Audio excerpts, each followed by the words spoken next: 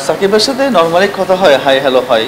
আমি খেলার বিষয় নিয়ে ওকে প্রশ্ন করি না। যেহেতু এটা বিব্রতকর একটা বিষয়। আমি জানি যে না খেলতে পারলে কতটা কষ্ট হয়। মাশরাফি ভাই আমার ফার্স্ট ক্যাপ্টেন। একটা ইমোশন কাজ করে। বাট ওনার সাথে যে কাজটা হচ্ছে এটা খুবই হতাশাজনক। 4টা ম্যাচ যদি জিতি আমরা 8 পয়েন্ট প্লাস 2 পয়েন্ট 10 পয়েন্ট হবে। আমরা প্লে অফ খেলতে পারবো। যদি না হয় আমি রিয়েলি সরি। আমি হার্ড অ্যান্ড সোল চেষ্টা করছি। 5টা বড় ভাই আমাদের মাথার ছায়া হয়েছিল আমাদের। আমরা জুনিয়র যারা ছিলাম কোনটা খারাপ কোনটা ভালো সবসময় নির্ধারণ করে দিতেন। আমরা খুবই মিস করবো। সাকিব আল হাসানের সঙ্গে আপনার সবশেষ কথা হয়েছিল কিনা চ্যাম্পিয়ন্স ট্রফির দলে তিনি নেই? আপনারা যখন আসলে লঙ্কা টি10 খেলেছিলেন তখন সাকিব আল হাসানের সঙ্গে আসলে কী কথা হয়েছিল? সাকিবের সাথে নরমালি কথা হয়, হাই হ্যালো হয়, কেমন আছেন না আছেন। আমি খেলার বিষয় নিয়ে ওকে প্রশ্ন করি না। যেহেতু এটা বিব্রতকর একটা বিষয়, যেহেতু উনি নাই এখন দেশে বা খেলতে পারছে না। আমি জানি যে না খেলতে পারলে কতটা কষ্ট হয়। বাট ওনাকে আমি চেষ্টা করি যে কেমন আছেন, কী খবর, কোথায় আছেন, কী করছেন, ফ্যামিলি ভালো আছে নাকি, এর বেশি কোনো কথা আমার সাথে হয় নাই। নিশ্চিত করে সাকিব ভাইকে আসলে বিপিএলে মিস করছেন? আমি না, সবাই গোটা বাংলাদেশই মিস করবে এবং আমাদের প্লেয়ার যারা জুনিয়র যারা সবাই মিস করছেন। আরেকজন ক্রিকেটার মাশরাফি ভাই, একটা সময় আমরা এমনও গণমাধ্যমে শুনেছিলাম ওনার চাওয়াতে আপনি একটা সময় জাতীয় দলে ব্যাক করেছিলেন। মাশরাফি ভাই হচ্ছে বিপিএলে নেই, তাকেও আসলে মিস করছেন না? অবশ্যই আমরা মিস করি এবং মাশরাফি ভাই আমার ফার্স্ট ক্যাপ্টেন। একটা ইমোশন কাজ করে। বাট ওনার সাথে যে কাজটা হচ্ছে এটা খুবই হতাশাজনক এবং খুবই আমরা এটা কখনোই আশা করিনি। আমরা সবাই চেষ্টা করছি যে চেয়েছিলাম যে সব সিনিয়র একসাথে খেলবো বা খেলবে আর কি, আমাদের সাথে সবাই জুনিয়র সিনিয়র মিলেই খেলবো। বাট অবশ্যই মিস করব এবং এখনও মিস করি ওনাকে। যেখানে থাকুক ভালো আছে এবং সবসময় ভালো থাকবে।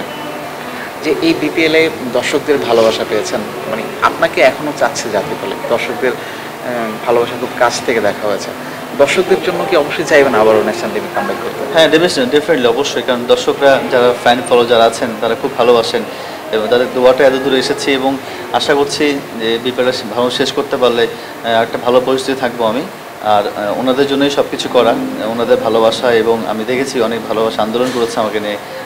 আমি এটা ফলো করি, দেখি ভালো লাগে। But at the same time আমাকে পারফর্মও করতে হবে। তো চেষ্টা করছি পারফর্ম করে ওদেরকে কিছু উপহার দেওয়ার জন্য। সাব্বির রহমান, আপনার 2016 টি20 এশিয়া কাপে টুর্নামেন্ট সেরার পুরস্কারটা পেয়েছিলেন। আপনাকে বলা হচ্ছিল স্পেশালিস্ট ব্যাটার টি20 ক্রিকেটে বাংলাদেশের জন্য। ওই মেমোরিটা আপনার আসলে কতটুকু আপনাকে অনুপ্রেরণা দেয় 2016 টি20 এশিয়া কাপের টুর্নামেন্ট সেরা পুরস্কার? 2016 যে পুরস্কারটা আছে ওর ছবি আমার কাছে এখনও বাসায় আছে এবং আমার দরজার সামনে রেখে দিচ্ছি। ওকেই সবসময় ফার্স্টে দেখি এবং ওটা একটা বিশেষ মুহূর্ত আমার জন্য। এটা আসলে ভোলার মতো না, আমার খুব ভালো অ্যাচিভমেন্ট আমার জন্য লাইফে। আসলে এটা ভোলার মতো না এবং সবসময় মনে করি এবং এটাকে আমাকে সবসময় স্মরণ দেয় যে আবার কামব্যাক করার জন্য। এটা অনুপ্রেরণা হয়ে থাকে আমার জন্য এবং ওটা মিস করি অনেক।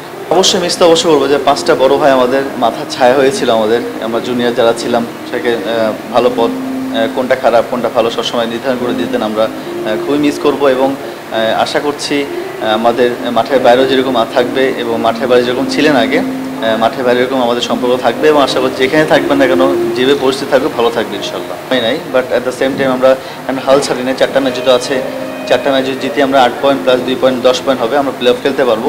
তো আশা করছি মোমেন্টাকে নিয়ে আসার জন্য। বাট যদি না হয় আমি রিয়েলি সরি। আমি হার্ড অ্যান্ড সোল চেষ্টা করছি, আমরা হয় নাই। বাট ইনশাল্লাহ নেক্সট ইয়ার আমরা ভালোভাবে কামব্যাক করবো। Thank you so much. Thank you ভাই, থ্যাংক ইউ।